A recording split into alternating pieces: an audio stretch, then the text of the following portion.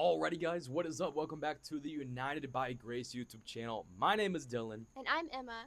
Today, this video, we are going to be talking about our first couple months of our marriage. We thought it'd be a little interesting video, not one I really see every day. A lot of couples may talk about how well they've done, through 10, 20 years of marriage, but we thought, man, our first couple months was pretty wild. We wanted to give you guys some tips on what we found is working in our marriage, because like I said, in a Christian couple, in a Christian marriage, since we're finally together, Satan's gonna do everything he can to ruin that spark immediately. So let's get right into it. The first point that I want to bring up is not going to bed angry. So in the verse that I'm referring to is Ephesians 4:26 through 27. It says, "In your anger do not sin, do not let the sun go down while you're still angry, and do not give the devil a foothold." I think it's important to pay attention to the last bit of that verse is do not give the devil a foothold, because going to bed angry is giving the devil a foothold. The devil wants you guys to be angry.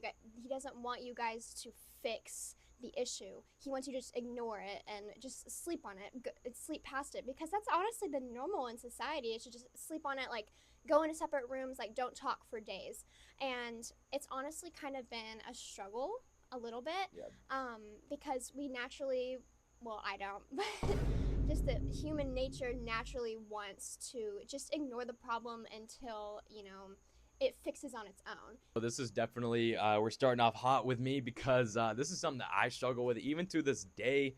Obviously the man is supposed to lead, but this is one that she has to pick me back up on, because when we're upset and we're in the middle of a fight or whatever that, like I said, is later at night, I usually do want to go to bed, and I've gotten better at it, of course. But this is something I really did struggle with at the very beginning of our marriage. Obviously it's progressing and it's getting a lot better, but I'm the type to naturally, we'll figure it out tomorrow. Like, I don't want to deal with it. I'm just ready to go to bed. But no, because then that can, well, actually, we've experienced, if we ever do, which I think there's only been like 1 or 2 times that we actually allowed. Yeah, like I said, she'll turn the lights off. She'll take those covers off me. She's like, "You are not going to bed." So I'll be like, "All right, fine." So there's only been like once, maybe twice we've actually gone through with it. But yeah, you'll get bad dreams. You'll wake up and it's kind of like the argument grew overnight. I feel like, the one time we did, I do remember the next day, it continued over to the next day. So it's like, intellectually, I thought it was going to fix it by going to bed and then waking up kind of refreshed, forgetting about it. But no, it actually made it 10 times worse. But like I said, this is biblical. There's a reason, and I've seen other couples that actually do go to bed angry and they have terrible dreams, like nightmares about it and all that kind of stuff. So let's get right into the next one. All right, the next thing is cut off what causes you to stumble. You guys have maybe heard this one in Matthew chapter 5 verse 30. "And if your right hand causes you to stumble, cut it off and throw it away, because it's better for you to lose one part of your body than to get your whole body be thrown into hell." So yes, this is very important. Cut off what causes you to stumble. For men and women, it can be different things. And honestly, I feel like we're the majority with our 2 examples. For men, for me, it's lust. And for her, it is gossip. So like I said, I feel like that is a good majority of what women and men struggle with specifically, for the most part at least. Lust, absolutely, especially if you're in a marriage, right? Because even if I look at another woman with lust, I commit adultery in my heart. I cheat on her in my heart. So obviously we know, and I'll probably do a whole another video for the men specifically on how to overcome lust, because it's actually not something you can really overcome. We're actually called to flee from. I do think the cutting off goes hand in hand specifically with lust too, because that's exactly what you do. Cut it off, flee from it, do whatever you got, whether that's limiting, certain social media or whatever you got to do. What's causing you to stumble. Deep down, men, what is causing you to stumble. If that's, like I said, social media, certain websites, whatever it is, cut it off. Because especially if you're in a Christian couple, or marriage, or anything like that, but even if you're single, go ahead and cut it off now. It's such an overpowering. And even if I sit in it, even if I sit in a thought, even if I potentially think I'll be okay, like, no, you have to flee from it, dude. Like, you just have to. One example I've had to cut off is actually going to public gyms. So hallelujah, we have an apartment gym. But yeah, public gyms, I did make a whole video on the gym specifically, but I do feel like in this generation, women may or may not know intellectually if they're doing it, but wearing things that could be very revealing, tight skin clothes, whatever it is, And so when I'm in that environment like that, it is tough. So I have to flee from it. I just want to be a man and go work out sometimes. I'm not trying to look at all that kind of stuff. So, and sometimes it's right in front of your face, especially at some public gyms I've experienced. So one thing is, yeah, the gym is good. I do think we should go to the gym, of course. So thank God we have a gym in our apartment complex. So that is one thing I've had to cut off. Even though it's not as good, I actually prefer the public gym because of all the different machines and stuff like that. And our apartment gym doesn't have as much to offer. But again, it is better to cut it off. It's better to cut off something you enjoy. That's why I like how he uses your hand. Cut off your hand. Like, you want your hand, you need your hand, but it's better to cut it off. In the same way, I want to go to the gym that has more options and stuff like that and all these great equipment, but it's better for me to cut it off than to potentially stumble, right? Another thing is TV shows, right? All these new TV shows, yeah, Love Island, Too Hot to Handle, whatever you can think of, all these dating shows, all that kind of stuff. It is promoting lust. It is right in front of your face. So we won't even watch it. We won't even look at that kind of stuff. We just keep clicking, keep scrolling away, even if it's on Netflix or anything like that. You don't want to watch that kind of stuff, especially in a marriage. Even though we want to. Yeah, even though we may want to, like again, like we scroll, see other people posting like, yo, this is crazy, this just happened or whatever. It's little things you got to cut off like that. But yeah, again, you don't want to even I don't even want to potentially stumble, so I have to flee from it, right? Yeah, that's good. And then what I've had to cut off is gossip, and that actually made me end up cutting off certain people because they would cause me to sin and cause me to stumble and even try to tempt me into talking bad about him. So honestly, it was very difficult for me to do, and I still struggle with it. Like, to this day, I still have moments where I say something that's not exactly the nicest thing to say, or like even to him, like I have trouble like sometimes bringing up people or certain things and like potentially causing me to gossip, and he's like, hey, like you need to be like nicer or whatever.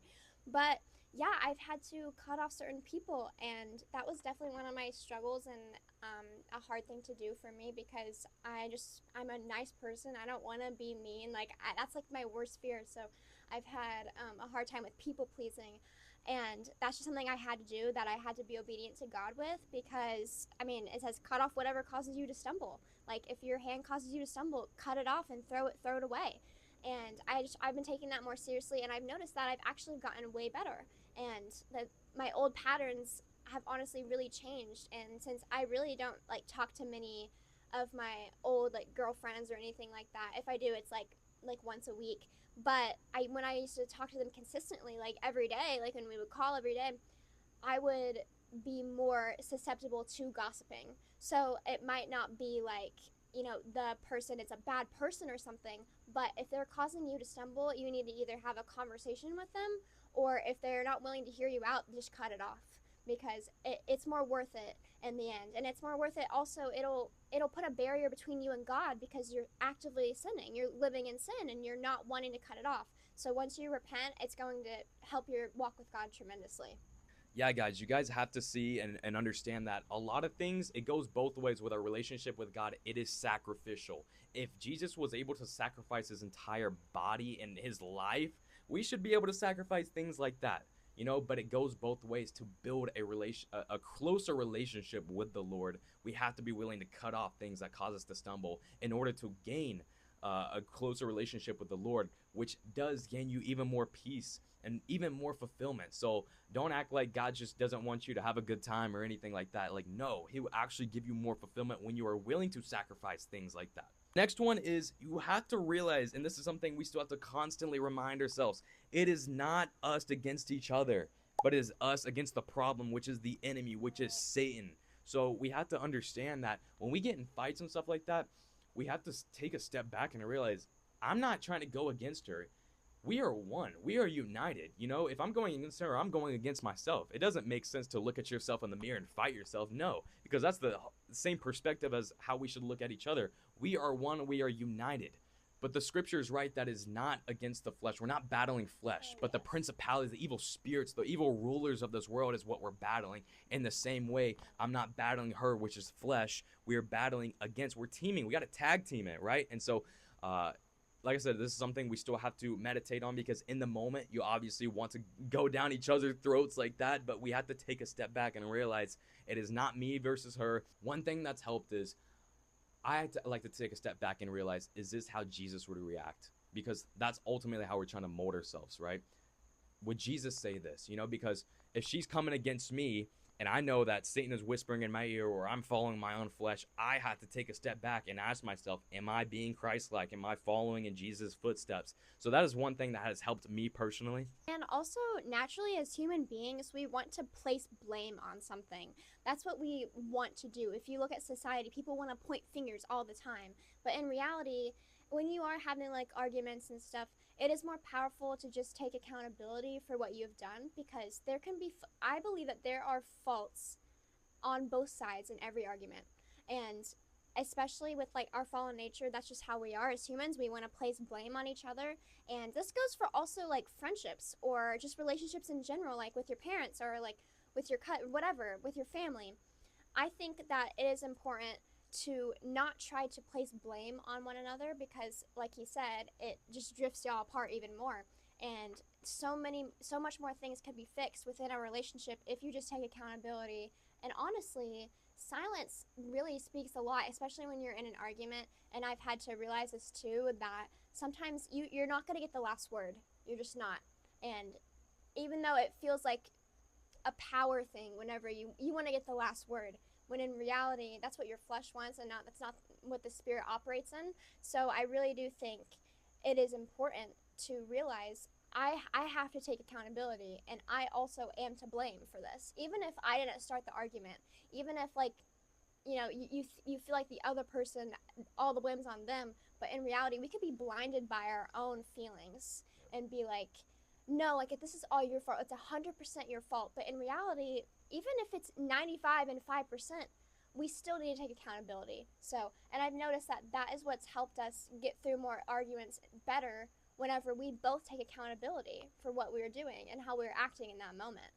The next tip is giving each other constant reminders of each other's love and appreciation for each other. So, again, we are called as husband and wife to serve each other. So that is one thing that I think is good, that I notice from her, and I think she notices from me, is when we can go out of our way to show appreciation by serving. I think serving is going to be the biggest tip we're going to give in this entire video, specifically, is serving each other, right? Just as Christ served us, right? Even out of humility. In the same way, he knew Judas was going to betray him, and he still washed his feet. He's still serving out of humility. So even if we're in a bad mood, even if we're, going through an argument or whatever, if we can step back out with humility and serve each other, that is something that is super powerful, super effective, and even demonstrated by Jesus himself. Yeah, and I also think that expressing y'all's love for each other, because that's what got y'all together in the first place, was love. So just constant reminders that we love each other. It goes a long way, even if it's just like a sentence, just like saying I love you, like throughout the day. It goes a long way. And if honestly, it feeds your spirit too, because it's that reminder of our union, of our unity. And now we can like walk in that, and it gives us actually motivation to walk in unity even more, because if we're constantly reminded that we are one, that we are in unity, that we love each other, that we appreciate each other, it goes a long way, not just in the physical realm, because it'll improve your intimacy, but in the spiritual realm too. And it'll give you more motivation to be more Christ-like. So it's like this cycle. If you keep the cycle going, then you'll have motivation to be more like Jesus. You'll have more motivation to do what he's called you to do. And it's just like an all-encompassing love whenever you do just consistently remind your significant other that you love them and that you appreciate them. And honestly, when we first got together, I had an issue with showing my appreciation, and I feel like since I've changed that and I've really changed as a person, it's really improved our connection and our relationship in general. We'll go on to the next one, and it is making each other feel heard and seen. James chapter 1, verse 19, talking about being slow to speak and quick to listen. This is super, super important. It goes back to realizing that you're not fighting against each other, because, when we're going against someone, you don't want to listen. You want to be quick to speak. You want to, something is, when we're having conversation, and ultimately we just want each other to feel heard. So if she's talking to me and I'm thinking of my response, I'm not even really meditating on anything she's saying. I'm not even being quick to listen at all, you know? I'm not even listening at all. You know, if I'm thinking about what my next word is or what is going to come out of my mouth to make my point look better or whatever, then you're not actually listening, right? Um, but I notice when we actually can listen to each other, our entire perspective changes. It goes the same way with people that think they got it figured out, people that are non Christians or anything. They think they got their life figured out. And we try and talk about the gospel. They don't want to listen. They think they got it all figured out. But the majority of people that are open minded and they hear about it, their whole perspective changes. And I'm sure you guys have seen that in your life if you guys have preached the gospel to some people. Their entire perspective changes because they were actually quick to listen.